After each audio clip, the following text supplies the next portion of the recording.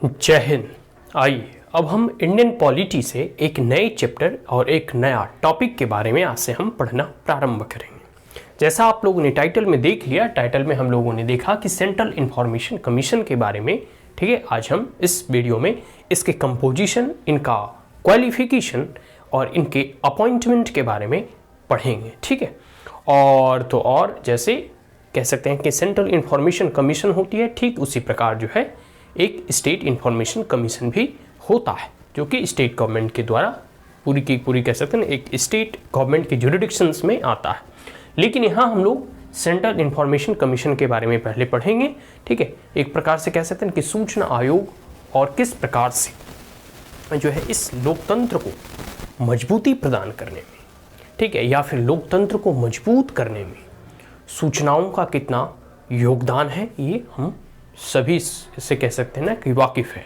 ठीक है, और सबसे बड़ी बात है कि इस कह सकते हैं इंफॉर्मेशन के जरिए हम सरकारों को अकाउंटेबल बनाते हैं, उसे जवाबदेह बनाते हैं, उत्तरदायित्व उनका जो है और जो है कह सकते हैं कि जनता के प्रति बढ़ता है कि आप क्या कार्य कर रहे हैं। उन तमाम सूचनाओं का आदान प्रदान जनता के पास जो है होना चाहिए, और एक प्रकार से जो है जो भी इस देश का नागरिक है वो सरकार से जवाब मांग सकती है कि सूचनाओं के आधार में जो एक प्रकार से कह सकते हैं कि ये सिटीजन को उनके अधिकारों को मजबूत करने में एक अहम योगदान और एक इम्पॉर्टेंट पिलर माना जाता है। ठीक है, तो सेंट्रल इंफॉर्मेशन कमीशन, आप नाम इंफॉर्मेशन, सूचना, एक सूचना का जो अधिकार है उसी के अंतर्गत यह आता है। इस्टेब्लिश हुआ 2005 में।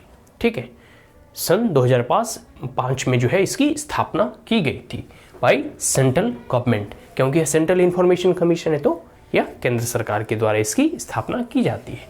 ठीक है, इसमें है कि राइट टू इंफॉर्मेशन एक्ट जो 2005 में पारित हुआ था, सूचना के अधिकार, ठीक है, का जो एक्ट पारित किया गया था संविधान में, उसी के अंतर्गत जो है इस सेंट्रल इंफॉर्मेशन कमीशन की 2005 में ही स्थापना की गई थी। ठीक है, नॉट ए कॉन्स्टिट्यूशनल बॉडी, यह एक संवैधानिक बॉडी नहीं है।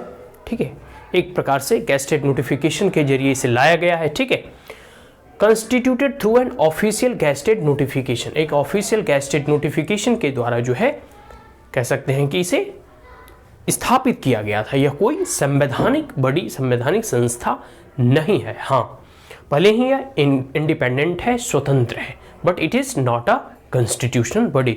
कई बार जो हम जब प्रीलिम्स के एमसीक्यूज अब सॉल्व कर रहे होते हैं ना, तो इसमें क्वेश्चन मतलब 2-3 स्टेटमेंट दिए रहते हैं, उसमें देखा जाता है इट इज इंडिपेंडेंट बॉडी और कॉन्स्टिट्यूशनल बॉडी। तो इस बार जो है ना कॉन्स्टिट्यूशनल है या नहीं, इंडिपेंडेंट है या नहीं, तो it is not a constitutional body, but yes it is a independent body. यह एक स्वतंत्र बॉडी है। ठीक है, इंडिपेंडेंट बॉडी है। And look into the complaints made to it and decide the appeals, और जो भी कंप्लेन, अपील सूचनाओं से संबंधित होता है कि देखिए आपका जैसे केंद्र सरकार में जितने भी मंत्रालय हैं, जितने भी ऑफिस हैं, जितने भी कह सकते हैं कि जो भी कार्य होती है, उस सूचना को हम यहाँ जो है एक प्रकार से कह सकते हैं कि अपना पत्र दायर करके, सिंपल सा, कोई विशेष इसमें लंबा चौड़ा प्रक्रिया करने की ज़रूरत नहीं होती, बस हम सूचना के अधिकार के तहत एक सिंपल सा कोरे कागज़ पे हम कुछ भी जो अपना इंफॉर्मेशन हमें चाहिए होती है वो हम उस कोरे कागज़ पर लिख कर हम जो है एक कह सकते हैं कि लिमिटेड अमाउंट ऑफ फीस 10 रुपया कह सकते हैं, या फिर उतना पेज के पर पेज 2 रुपीज़ शायद हमें जमा करना होता है, जितनी लंबी चौड़ी हुआ इंफॉर्मेशन होती है। ठीक है, तो बहुत सारे एक्टिविस्ट वगैरह होते हैं ना जो सूचनाओं को सरकार से प्राप्त करते रहते हैं, उन्हें बहुत सारे कह सकते हैं ना कि एक्टिविस्ट के रूप में वो जाने जाते हैं। ठीक है, कि वह सूचनाओं को प्रदान करके, मतलब उसे ले करके बहुत सारे जर्नलिस्ट वगैरह वो मीडिया में और एक प्रकार से कह सकते हैं बाहर हुआ उन बातों को प्रसारित करते हैं कि देखिए सरकार यह कार्य कर रही है, सरकार इस कार्यों में इतना खर्च की है, सरकार जो है इस कार्य में जो है इन मंत्रियों की इस प्रकार से कह सकते हैं कि ये फंड एलोकेट किया गया। तो तमाम ऐसी सारी चीज़ें हैं। फिर कोई कह सकते हैं कि ऑफिसर्स वगैरह होते हैं, या फिर कुछ ऐसे रिक्रूटमेंट हो गया, अपॉइंटमेंट हो गया, तो इन तमाम चीज़ों की इन्फॉर्मेशन जो है हम सरकार से कह सकते हैं कि मांग सकते हैं और सरकार को देना ही पड़ेगा, यह उनकी बाध्यता है विद इन 1 और 2 मंथ। एक प्रकार से कह सकते हैं कभी कभी जो है कुछ कॉन्फिडेंशियल ऐसा मैटर होता है जैसे डिफेंस से, सिक्योरिटी से रिलेटेड, तो उसमें सरकार नहीं देती है, कह देती है ये कॉन्फिडेंशियल है या कुछ चीज़ों को इससे एग्जेम्प्ट रखा गया है, बाहर रखा गया है। बट ओवरऑल कह सकते हैं कि जो सामान्य सी जानकारी होती है, जो पब्लिक कह सकते हैं कि लोगों के लिए है और वो उतना कॉन्फिडेंशियल और देश की सुरक्षा से संबंधित नहीं है, ठीक है, डिफेंस वगैरह से संबंधित नहीं है, तो इसे तमाम जानकारी जो है उनका देना होगा। अगर नहीं देते हैं ना तो इनके ऊपर जो है पेनल्टी लगता है, ठीक है। तो officers, financial institution, public sector unit, ये तमाम जो है चीज़ों से संबंधित इंफॉर्मेशन हम वहाँ से गेन कर सकते हैं। अब हम इसके कंपोजिशन के बारे में जान लेते हैं, सेंट्रल इंफॉर्मेशन कमीशन के कंपोजिशन के बारे में। तो कंसिस्ट चीफ इंफॉर्मेशन कमिश्नर, देखो हम लोगों ने पढ़ा था इलेक्शन कमीशन, यूपीएससी के बारे में पढ़ा था, ठीक है, अटॉर्नी जनरल के बारे में पढ़ा, तो सबके एक चीफ होते हैं, सीएजी ऑफिस के बारे में पढ़ा था। ठीक उसी प्रकार यहाँ भी कंसिस्ट करते हैं, एक चीफ प्रमुख होते हैं इंफॉर्मेशन कमीशन के, ठीक है, जो कमिश्नर के तौर पर, चीफ इंफॉर्मेशन कमिश्नर के तौर पर इनकी नियुक्ति की जाती है। इसके साथ साथ जो है इनको असिस्ट करने के लिए ऐसे और भी इंफॉर्मेशन कमिश्नर की नियुक्ति की जाती है, लेकिन हाँ वह उसकी संख्या 10 से कभी भी अधिक नहीं होना चाहिए।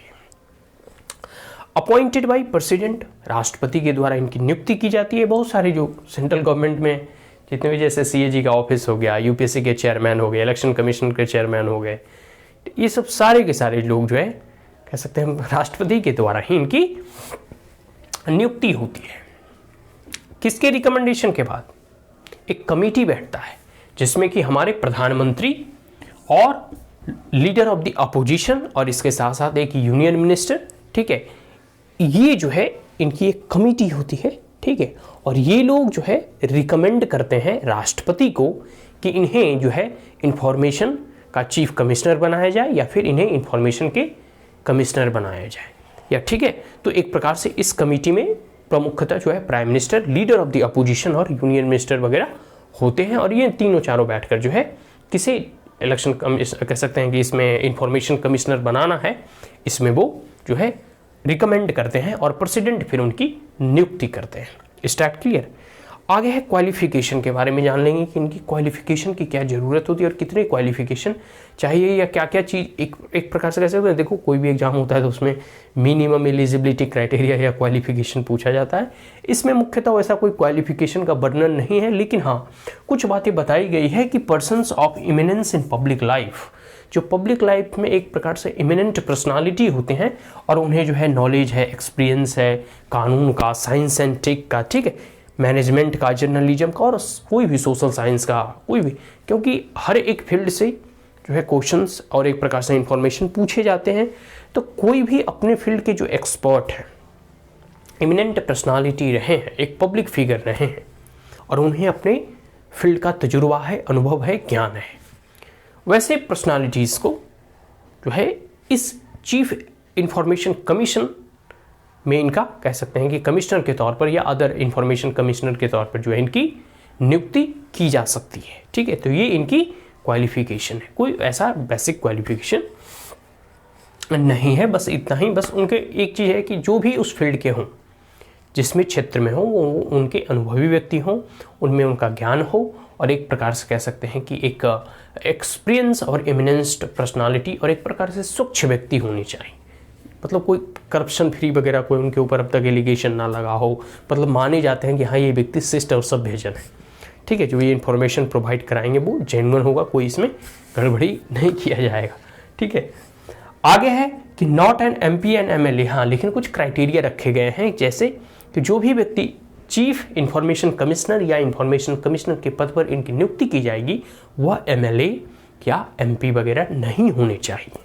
इसके साथ साथ not hold office of profit, और साथ साथ सरकार के किसी भी राज्य सरकार या केंद्र सरकार के किसी भी अदर सरकारी जॉब में वो कार्य नहीं कर रहे होने चाहिए। एक प्रकार से कह सकते हैं कि उन्हें जब चीफ इंफॉर्मेशन कमिश्नर या इंफॉर्मेशन कमिश्नर बनाया जाएगा तो सिर्फ इसी पद के लिए वो कार्य करेंगे और कहीं भी जो है कोई अदर ऑफिस में या कोई अदर चीज़ में कह सकते हैं गवर्नमेंट के एम्प्लॉई वो नहीं होने चाहिए। इसके साथ साथ नॉट कनेक्टेड और associated with any political party, और किसी भी पॉलिटिकल पार्टी से उनका कनेक्शन नहीं होना चाहिए। भाई अगर एक निष्पक्ष व्यक्ति की इसमें कह सकते हैं बहाली की जाती है, नियुक्ति की जाती है, ठीक है, जो निष्पक्ष हो, बिना किसी पक्ष में किसी कह सकते हैं कि पॉलिटिकल पार्टी से एसोसिएटेड ना हो, पॉलिटिकल न्यूट्रल हो। ऐसे ही हो जाएगा ना कि मतलब जो आपसे कोई इन्फॉर्मेशन मांगेगा, हो सकता है आपके ऊपर एलिगेशन लगा दे कि भाई ये तो व्यक्ति बीजेपी का है, ये तो कांग्रेस का है, कि आम आदमी पार्टी का है, ठीक है।